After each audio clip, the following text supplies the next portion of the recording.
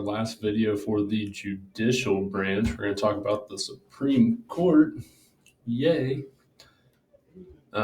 So we've talked about trial courts, we've talked about juries, we've talked about appeals, we've talked about opinions.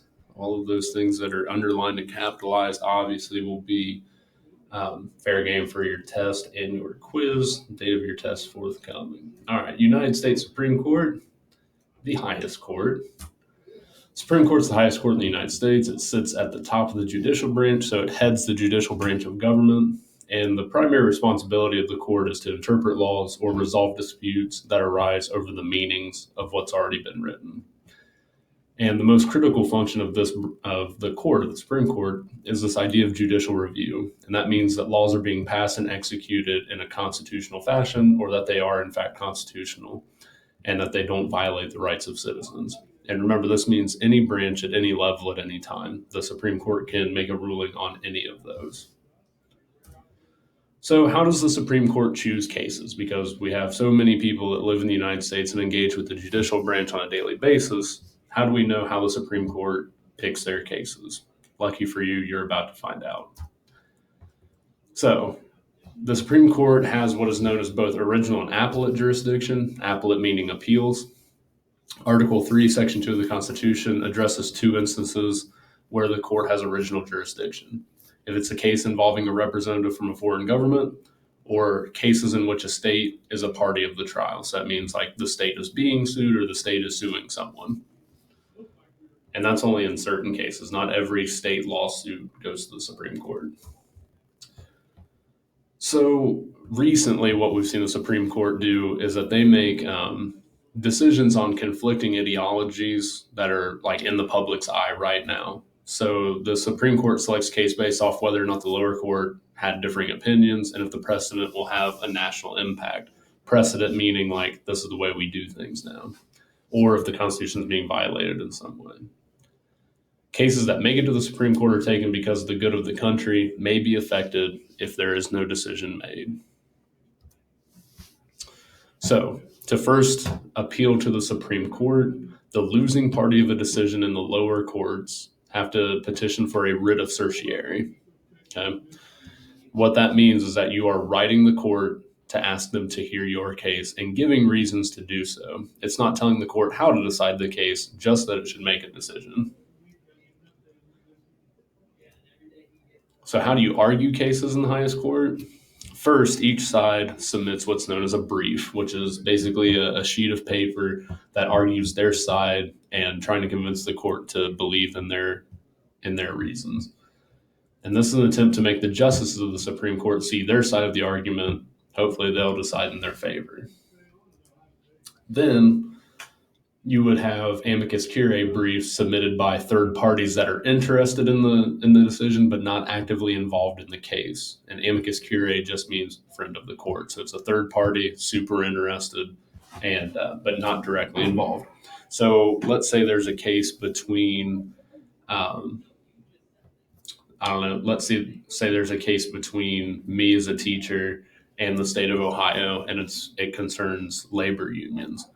Well, maybe representatives from other labor unions would write to the court and say, hey, we think you should err on the side of the labor union because, A, B, and C. This is why it's important.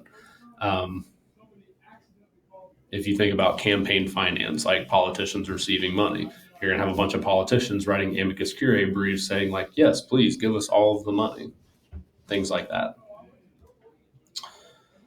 So after the briefs are submitted, the justices of the court read the briefs, they're submitted. They allow each side to present an oral argument that lasts just 30 minutes. They stand before all 9 justices, each side, and they get 30 minutes to argue their case. So it's about an hour long total. And the justices are able to ask questions, ask for clarifications, clearing misconceptions or misunderstandings. You're not presenting new evidence here. You're not calling witnesses. The justices have already read your brief, so they know the outline of your case. So really, it's for clarification's sake.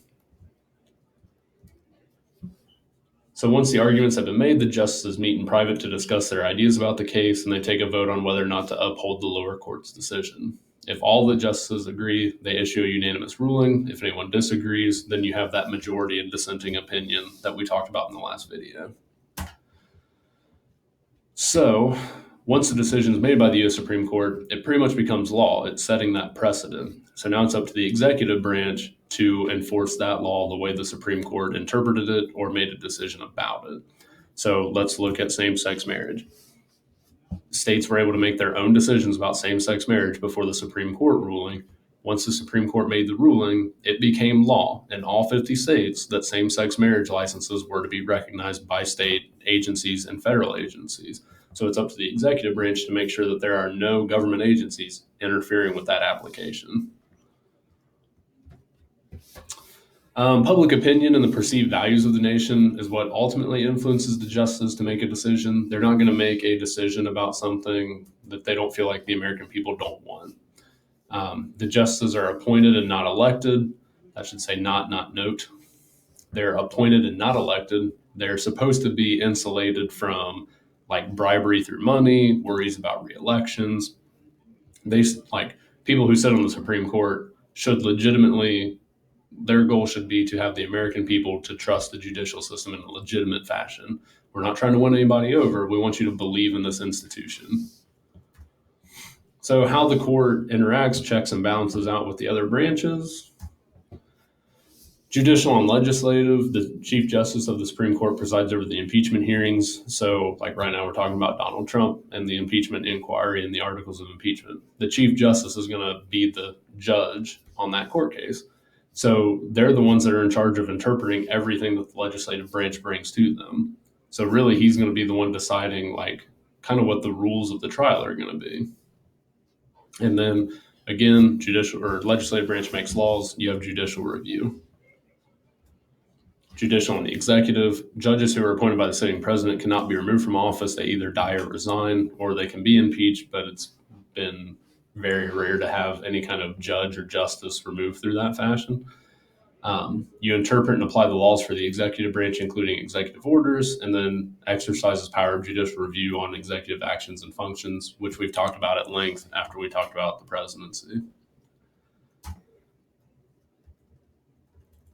That must be my last slide. Ways that the judicial branch is checked by the other branches would be the legislative branch is actually in charge of creating and removing lower courts. So anything below the Supreme Court, the legislative branch is in charge of determining how many numbers of courts there are. And the executive branch's way of checking the judicial branch is by appointing justices as they come in and appointing lower federal court judges. So to make sure that the courts stay balanced, they're able to appoint who they think at that time is the most fair and unbiased. All right, this is what I have for you guys today. Thank you so much. Bye.